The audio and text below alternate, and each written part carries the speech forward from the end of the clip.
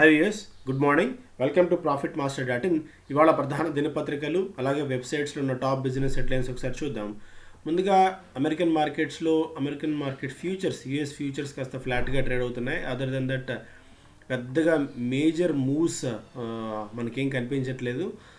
Last week record highs దగ్గర markets close అయిన తర్వాత ఫ్యూచర్స్లో కొద్దిగా వీక్నెస్ ఆర్ ఫ్లాట్ అని చెప్పుకోవచ్చు. అదర్ దెన్ దట్ పెద్ద మేజర్ న్యూస్ మనకేం లేదు. అండ్ కోవిడ్ కేసుల సంఖ్య అక్కడ అనూహ్యంగా పెరుగుతుంది. రోజుకు 3,000 మంది వరకు చనిపోతున్నారు. ఇంకొక కారణం ఏంటంటే క్యాపిటల్ రైట్స్, వాషింగ్టన్ డీసీలో క్యాపిటల్ మీద జరిగిన రైట్స్ కారణంగా ఈ కేసుల సంఖ్య మరింతగా పెరిగే ప్రమాదం ఉంటుంది. ఎందుకంటే ఎక్కువ మంది ఒకే చోట గుమిగూడడం వల్ల వైరస్ మరింతగా పాకే ప్రమాదం ఉంది అని చెప్పి సిడిసి ఒక రిపోర్ట్ కూడా ఇస్తుంది, సిడిసి చెప్తుంది. సో ఇది అక్కడ కొద్దిగా ఇబ్బందికర పరిణామంగా ఉంది. అండ్ అదర్ దెన్ దట్ పెద్దగా మనకి అమెరికన్ మార్కెట్స్ నుంచి ఆర్ ఇంటర్నేషనల్ మార్కెట్స్ నుంచి మేజర్ న్యూస్ ఏం లేదు. Nios first sedan to rival Tesla in China look like ఇలా ఉంటుందని చెప్పి నియో అన్న కార్ని ఒకటి టెస్లాకు పోటీగా తీసుకొస్తున్న కార్ ఇలా ఉంటుందన్నది ఒక అంశం. Other than that no major news. ఇక మన మార్కెట్స్ విషయానికి వచ్చినట్టయితే centre to begin vaccination with both SIA and Bharat bio jabs. So serum institute and Bharat బయోతో ఎవరికి ఎక్కువ ఎవరికి తక్కువ ప్రయారిటీ కాకుండా ఇద్దరితో సరిసమానంగా వెళ్లేందుకు ప్రభుత్వం సిద్ధమవుతోంది. మొదటగా మనకి ఎక్కువగా ఎందుకంటే కోవిషీల్డ్ ఎస్పెషల్లీ ఎస్ఐఏ తయారు చేసిన వ్యాక్సిన్కి ఫస్ట్ ప్రయారిటీ ఇచ్చేట్టున్నారు. ఎందుకంటే అర్లీ షాట్స్ బుక్ చేసుకుని దీని మీద ఇంకా కొద్ది క్లారిటీ రావాల్సిన అవసరం ఉంది. ఎందుకంటే కొన్ని స్టేట్స్ ఇంకా ఆరోపణలు కూడా చేస్తున్నాయి. ఫేజ్ 3 ట్రయల్ డేటా, మధ్యంతర డేటా వచ్చేంత వరకు, ఇంటర్వ్యూ డేటా వచ్చేంత వరకు ఆ వ్యాక్సిన్ తాము వినియోగించుకోబోమని చెప్పి భోపాల్ లాంటి స్టేట్స్ చెప్పిన నేపథ్యంలో మొదటగా కోవిషీల్డ్ వైపే ప్రభుత్వం వెళ్ళేందుకు మొగ్గు చూపుతుంది. అండ్ లాజిస్టికల్ సపోర్ట్స్కి సంబంధించి అండ్ చాలా అంశాలు మళ్ళీ మెల్లగా చర్చకు వస్తున్నాయి. Air India first dry run ఇప్పటికే మొదలుపెట్టింది. కొన్ని కంపెనీస్ కూడా ఇప్పటికే ఈ డ్రై ఐస్తో ఈ ట్రాన్స్పోర్ట్ చేసేందుకు సన్నాహాలు చేస్తున్నాయి. అదొక పాయింట్. ఇక company send message to staff avoid biz chat and WhatsApp. So WhatsApp మీద ఇప్పుడు అనూహ్యంగా విమర్శలు వెల్లువెత్తుతున్నాయి. ఎందుకంటే ఫేస్బుక్తో తమ డేటా షేరింగ్కి సంబంధించి వాట్సాప్ ఖచ్చితంగా ఈ పాలసీని ఖచ్చితంగా ఈ పాలసీని మీరు స్టిక్ ఆన్ అవ్వాల్సిందే అని చెప్పిన నేపథ్యంలో ఫేస్బుక్కి మిగిలిన వాళ్ళ ప్లాట్ఫామ్స్కి ఈ డేటాను షేర్ చేసే అవకాశం ఉంది, ప్రమాదం ఉందన్న గుర్తించి కొన్ని కంపెనీస్ ఇప్పటికే వాట్సాప్ని బ్యాన్ చేశాయి. అండ్ టాటా స్టీల్ లాంటి కంపెనీ అయితే ఏకంగా కంపెనీ ఇంటర్నల్ సర్క్యులర్ కూడా ఇచ్చి మీరు ఎటువంటి పరిస్థితుల్లోనూ బిజినెస్ సంబంధించిన చాట్స్ ఏవి వాట్సాప్లో చేయొద్దు అండ్ కాల్స్ కూడా దానిలో మాట్లాడదని చెప్పింది. మైక్రోసాఫ్ట్కి సంబంధించిన డేటా ఏదైనా వాడుకోండి తప్ప వాట్సాప్ను పూర్తిగా తొలగించండి అన్నట్టుగా చెప్పింది కంపెనీ. సో అదొక మేజర్ అంశంగా ఇప్పుడు ఉంది. Taxed by Covid, government mulls Covid cess. So Covid cess ఒకటి తీసుకొచ్చేందుకు ప్రభుత్వం ప్రయత్నాలు చేస్తుంది. అది బడ్జెట్లో ప్రకటిస్తారా లేదా అంతకు ముందే ప్రకటిస్తారా చూడాలి. అయితే సపరేట్గా సెస్ చేస్తారా, ఆల్రెడీ ఇంక్లూడింగ్ ఉన్న ఏదైనా జిఎస్టీలో కానీ ఆర్ఎల్సీ ఉన్న వీటిలో కానీ ఉన్న ఎగ్జిస్టింగ్ పన్నులో దీన్ని కొద్దిగా యాడ్ చేస్తారో చూడాలి. ఇక diagnostic firms outpace hospital companies in valuation growth with pandemic sharpening focus on testing and preventing health care. So ఇప్పుడు హెల్త్ మీద కాన్షియస్ బాగా పెరిగింది. దీనికి తోడు కోవిడ్ టెస్టుల కారణంగా ఏ చిన్న ఇది వచ్చినా కూడా వెంటనే కోవిడ్ టెస్టులు చేయించుకోవడం, ఆర్ఎల్స్ మిగిలిన టెస్టులు చేయించుకోవడం, ప్రివెంటివ్ హెల్త్ కేర్ మీద ఫోకస్ బాగా పెరిగిన నేపథ్యంలో హాస్పిటల్ స్టాక్స్ కంటే మనకి డయాగ్నోస్టిక్ హెల్త్ కేర్ స్టాక్స్కి ఎక్కువ వాల్యుయేషన్ ఉంది అని చెప్పి ఇది మనం ఇక్కడ చూస్తున్నాం. హాస్పిటల్ స్పేస్లో మనకి మార్కెట్ క్యాప్ పరంగా 35 వేల కోట్ల రూపాయల దాకా అపోలో హాస్పిటల్స్కి ఉంది. పిఈ ఆల్మోస్ట్ 212 పిఈ దాకా ఉంది. And market caps to sales చూసినా 3.2, ప్రైస్ టు బుక్ వాల్యూ 10.7 దాకా ఉంటే ఇక్కడ price to book value doctor Lal path labs almost 20,000 crores of market క్యాప్కి వచ్చేసింది. 19.4 PYBE మనం చూస్తున్నాం. పిఈ కూడా ఆల్మోస్ట్ 98 పిఈతో ఉంది. Metropolis health care 20 price to book value 20.6 ఉంది. ఇది కూడా ఆల్మోస్ట్ 11,000 crores దాకా కంపెనీ చేరుకుంది. థైరోకేర్ టెక్నాలజీ స్టిల్ ఇంకా ఇది క్యాచప్ కావాల్సిన అవసరం ఉంది. Thyrocare when compared with doctor Lal path labs and Metropolis, థైరోకేర్కి ఇంకా మరింత పొటెన్షియల్ ఉన్నట్టు కనిపిస్తుంది. మార్కెట్ క్యాప్ పరంగా ఆల్మోస్ట్ ఒక 5,000 కోట్ల రూపాయలు మాత్రమే ఉంది. పీఈ కూడా 73 పీఈలో ప్రస్తుతం కోట్ అవుతుంది. And price to book value 14 దాకా ఉంది. అదే హాస్పిటల్ స్పేస్లో మనకి పెద్ద పెద్ద చరిత్ర ఎంతో కాలం నుంచి ఉన్న అపోలో హాస్పిటల్స్ కూడా P by BV almost 10.7 11%, Narayana Hrudayalaya 8%, Aster DM 2.5, healthcare global HCG 5.2 మాత్రమే ఉంది. సో రాను రాను ఈ సెగ్మెంట్ అనేది మరింతగా వాల్యుయేషన్స్ పరంగా కానీ, రెవెన్యూ పరంగా కానీ, మార్జిన్స్ పరంగా కానీ మరింతగా వృద్ధి చెందే అవకాశాలు చాలా స్పష్టంగా కనిపిస్తున్నాయి. Maha reality stocks could rise further. ఏదైతే మహారాష్ట్రలో అక్కడ సెస్ తగ్గించడము, అనేక లెవీస్ తగ్గించడం, ప్రాపర్టీస్ మీద ప్రభుత్వం అక్కడ చేసిందో దానివల్ల స్థానికంగా ఉన్న అంటే ఎక్కువగా మహారాష్ట్రలో సేల్స్ చేస్తున్న Godrej properties, Oberoi reality, Sunteck reality, Mahindra life space, Kolte Patil లాంటి కంపెనీస్ లాభపడే అవకాశం ఉంది అని చెప్పి స్ట్రీట్ ఎక్స్పెక్ట్ చేస్తుంది. అదొక మేజర్ అంశం. దీనివల్ల అండర్ కన్స్ట్రక్షన్ ప్రాజెక్ట్స్కి, ఇనిషియల్ స్టేజెస్లో ఉన్న ప్రాజెక్ట్స్కి బాగా బెనిఫిట్ అవుతుందని చెప్పి రియల్ ఎస్టేట్ ఎక్స్పర్ట్స్ చెప్తున్నారు. Brokerages raise TCS price targets and robust December quarter. So December క్వార్టర్లో మంచి ఫలితాలు ఇచ్చిన తర్వాత most of the broking companies ఒక 200 రూపీస్ దాకా, 150 to 200 రూపీస్ వరకు తమ టార్గెట్ ప్రైస్ని పెంచాయి. యాక్సిస్ క్యాపిటల్ 3,200 నుంచి 3,400కి తన టార్గెట్ ప్రైస్ పెంచింది. ఎడిల్ వైస్ 4,000 నుంచి 4,176కి, మోతీలాల్ ఒస్వాల్ మాత్రం సేమ్ తన టార్గెట్ ప్రైస్ని 3,175 దగ్గర ఉంచింది. ఎంకే 3,000 to 3,150, అలాగే కోటాక్ ఇన్స్టిట్యూషన్స్ 2,920 to 3,070 రూపీస్కి తన టార్గెట్ ప్రైస్ని పెంచింది టీసీఎస్ మీద. అలాగే D-Marts Q3 shows brick and mortar has a lots of firepower. Revenue net gains after 2 quarters of decline attest to its strength. Company expands online business too. So మనం already మొన్న కూడా మాట్లాడుకున్నాం. నిన్న కూడా రెవెన్యూస్ పాయింట్ ఆఫ్ వ్యూలో కాస్త when compared with Q3 అంతకుముందు ఇదే ఇయర్లో అంతకుముందు క్వార్టర్తో పోల్చుకున్నట్టయితే లాస్ట్ 2 quarters మెరుగైన పర్ఫార్మెన్స్ చూపించింది కంపెనీ. అందులో అయితే ఎలాంటి సందేహం లేదు.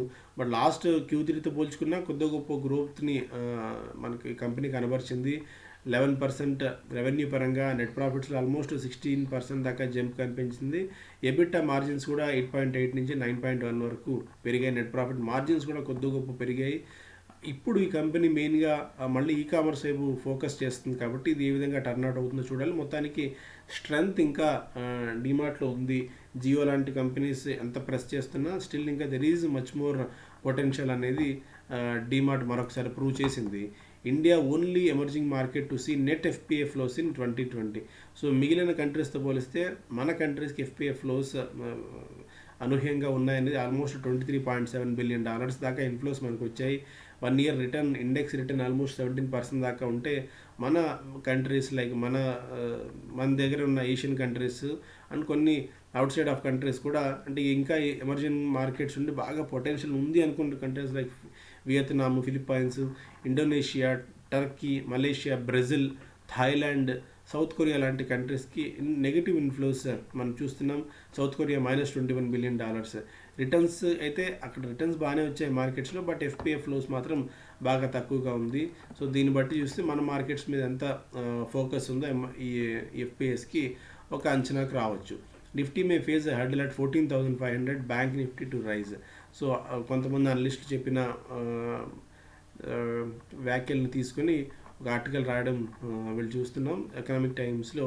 సో 14,500 దాకా నిఫ్టీ అక్కడ ఒక హర్డిల్ ఫేస్ చేసే అవకాశం ఉంది అని చెప్పి చాలామంది అనలిస్టులు, నాట్ ఓన్లీ ఇక్కడ most of the analyst community అంతా 14,519, 14,520 ఆ లెవెల్స్ దగ్గర నిఫ్టీకి ఒక గట్టి బ్రేక్ పడవచ్చు అని చెప్పి అంచనా కడుతున్నారు. బ్యాంక్ నిఫ్టీలో ఇంకా పొటెన్షియల్ ఉంది అనేది వీళ్ళు చెప్తున్న అంశం.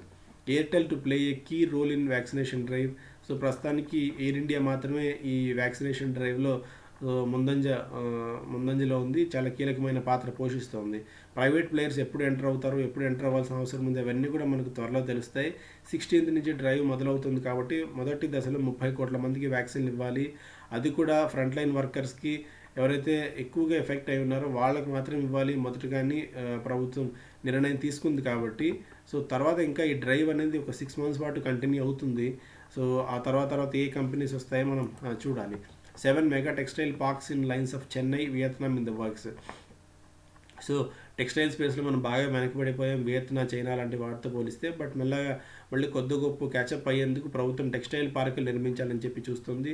ఇండస్ట్రీ సైజ్ బై 2025కి ఆల్మోస్ట్ $300 బిలియన్ ఇది చేరుకునే అవకాశం ఉంది. కాబట్టి ఇందుకు తగ్గట్టు ప్రభుత్వం కూడా కొన్ని ప్లాన్స్ రూపొందిస్తుంది. అయితే కొద్ది గొప్ప ఇలాంటి వాటిలో ఉన్నప్పుడు మనకి లక్ష్మీ మెషిన్ వర్క్స్ లాంటివి ఇంకా అంతగా ఆ స్థాయిలో క్యాచప్ అవ్వలేదు. టెక్స్టైల్ మిషనరీ ఇండియాలో చేయాలన్నా విదేశాలకు ఎక్స్పోర్ట్ చేయాలన్నా అదొక్క కంపెనీ మనకి లిస్టెడ్ స్పేస్లో ఉంది. సో దాని మీద కొద్దిగా ఫోకస్లో కూడా ఉంచుకోవచ్చు. Mumbai transporter to fairy first doses of Covishield. So ఇక ఇట్లాంటి transporters like కూలెక్స్ to deploy 150 trucks, ఇలా కొన్ని కంపెనీస్ లాజిస్టిక్ కంపెనీస్ మీద కూడా మనం దృష్టి పెట్టచ్చు. ఇప్పుడు కమాడిటీస్ మీద బెట్ చేయాలని చెప్పి చాలామంది ఉత్సాహపడుతున్నారు. ఎందుకంటే బాగా పెరుగుతున్నాయి ఇప్పుడు అనూహ్యంగా ఈ మధ్య. ఈ జంప్ వచ్చిన నేపథ్యంలో వీటి మీద ఫోకస్ బాగా పెరిగింది. సిల్వర్ ఆల్మోస్ట్ 44% పెరిగింది. అండ్ లాస్ట్ అంటే 2019కి 20కి చూస్తే steel 32%, gold 28%, copper 28%, zinc 19%, tea కూడా ఆల్మోస్ట్ 14%, అగ్రి కమాడిటీస్లో natural gas 13%, aluminium, cement, crude except crude oil, cement and aluminium కూడా ఆల్మోస్ట్ 10% దాకా రిటర్న్స్ ఇచ్చాయి. ఇప్పుడు కూడా వీటిలో కమాడిటీస్లో బాగా ఫోకస్ ఉంది. ఈ టైం అయిపోయిన తర్వాత మళ్ళీ ఈవినింగ్ ట్రేడ్ చేసుకునే అవకాశం ఉంటుంది. కాబట్టి ఎక్కువ మంది దీని మీద దృష్టి పెడుతున్నారు. బట్ అంటిల్ అన్లెస్ అవగాహన లేకుండా మాత్రం వాళ్ళు చెప్పారు వీళ్ళు చెప్పారని మాత్రం పెడితే కమాడిటీస్లో ఎక్కువ బ్యాక్ ఫైర్ అయ్యే అవకాశం చాలా ఎక్కువ ఉంటుంది. అది మాత్రం ఆలోచించండి. చాలామంది అనలిస్ట్ చెప్పేదాని ప్రకారం మన పోర్ట్ఫోలియోలో $100 కమాడిటీస్ మీద పెట్టాలి అనుకుంటే ఒక 10% మ్యాక్సిమం రెస్ట్రిక్ట్ చేయండి. కానీ అంతకు మించి మాత్రం దీని మీద ఫోకస్ పెద్దగా పెట్టకపోవడమే మంచిది అనేది అనలిస్ట్ చెప్తున్న సలహా. సో అందుకు తగ్గట్టు మీ ప్లాన్స్ కూడా రూపొందించుకోండి. ఇక బిజినెస్ స్టాండర్డ్ చూస్తేనేమో ఫస్ట్ పేజ్లో ఎన్పిఏ క్లాసిఫికేషన్ టైం మే ఎక్స్టెండ్, ఇదొక మేజర్ అంశం ఉంది. సో ఎన్పిఏ క్లాసిఫికేషన్ని 90 రోజుల నుంచి 120కి పెంచాలని చెప్పి ప్రభుత్వం భావిస్తుంది. ఇందుకు తగ్గట్టు రిజర్వ్ బ్యాంక్ ఆఫ్ ఇండియాతో చర్చలు జరుపుతున్న వార్తలు చూస్తున్నాం. ఇది ఒక రకంగా కొంత పాజిటివ్ అవుతుంది. బ్యాంక్స్కి మాత్రం, బ్యాంకింగ్ సిస్టమ్కి మాత్రం నెగిటివ్ అవుతుంది. ఎందుకంటే ఇప్పటికిప్పుడు 90 డేస్ నుంచి 120 డేస్కి టైం మనం పెంచినట్టయితే ఎన్పిఏకి, బ్యాంక్స్ ఎన్పిఏ రికగ్నిషన్ అనేది తక్కువగా, ఎన్పిఏ రికగ్నిషన్ తక్కువ చేయాల్సింది. అప్పుడు ఎన్పిఎస్ ప్రస్తుతానికి తగ్గినట్టు కనిపిస్తాయి. బారోవర్స్ కూడా టైం దొరుకుతుంది. ఎందుకంటే మరొక 30 రోజులు అదనపు బ్రీతర్ దొరుకుతుంది వాళ్ళకి. They can raise money from other sources not classified as NPS. ఇదొక పాజిటివ్ అంశం. అయితే బ్యాంక్స్ ఏంటంటే ప్రస్తుతానికి ఈ ఎన్పిఏ సమస్యని పరిష్కరించాల్సింది పోయి డిలే చేసినట్టు అవుతుంది. అది ఇవాళ కాకపోతే బ్రేక్ అయ్యేది, ఇవాళ కాకపోతే రేపు బ్రేక్ అవుతుంది. సో అదొక మేజర్ అంశము. సిస్టమేటిక్ రిస్క్ ఉంటుంది. Will be difficult to assess banks real financial strength. ఇంతకుముందు చెప్పినట్టు ఫైనాన్షియల్ స్ట్రెంత్ నిజంగా బ్యాంకు లేదు. ఇప్పుడు ఏంటంటే క్వార్టర్లీ ఆన్ బేసిస్ మీద మనం తెలుసుకోగలుగుతున్నాం ఎన్పిఏది. ఇప్పుడు ఆ క్వార్టర్ దాటి నెక్స్ట్ క్వార్టర్లోకి ఇది పడుతుంది. కాబట్టి నెక్స్ట్ ఏదన్నా మేజర్ ఇది ఈవెంట్ జరిగితే ఆ తర్వాత ప్రకటించే క్వార్టర్లో మేజర్ షాక్ తగిలినట్టు అవుతుంది. అది number 2. Number 3, banks ratings for international transactions may take a hit.